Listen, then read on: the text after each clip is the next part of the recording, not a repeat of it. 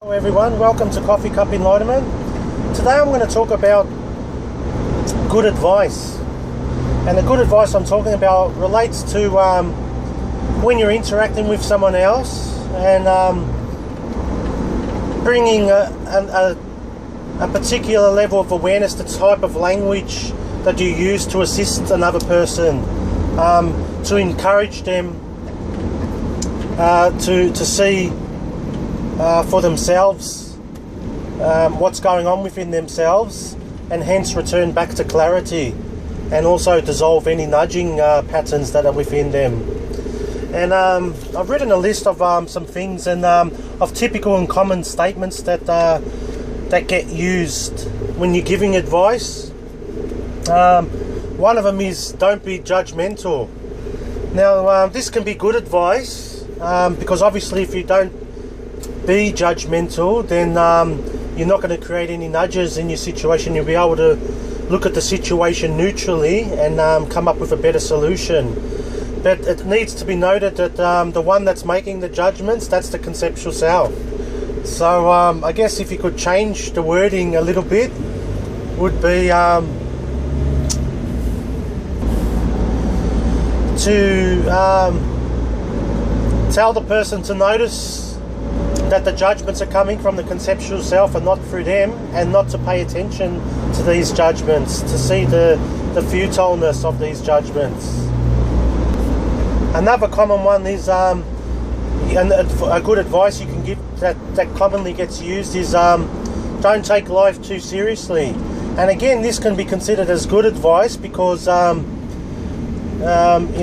if you're not taking life too seriously, then you're not creating any nudges.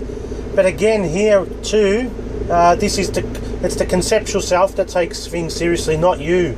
So if you were to change the wording, it would be, notice the conceptual self is taking things seriously, and don't take it seriously. Another good advice that's commonly used is to give to someone else when assisting someone is stop complaining.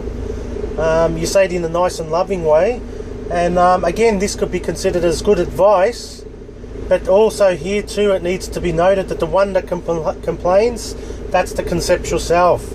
So if you could change the advice and say, notice the conceptual self in you is complaining, and not give it your attention, and just notice it.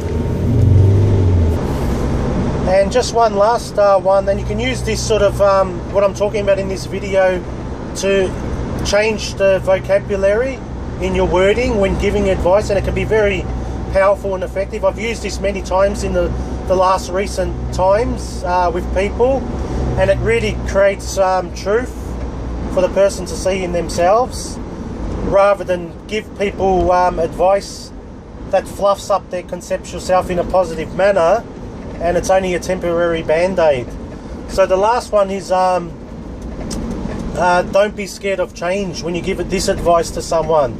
Now again, not to be scared of change means this will stop nudges from happening. So if you don't be scared of change, then you don't have nudges.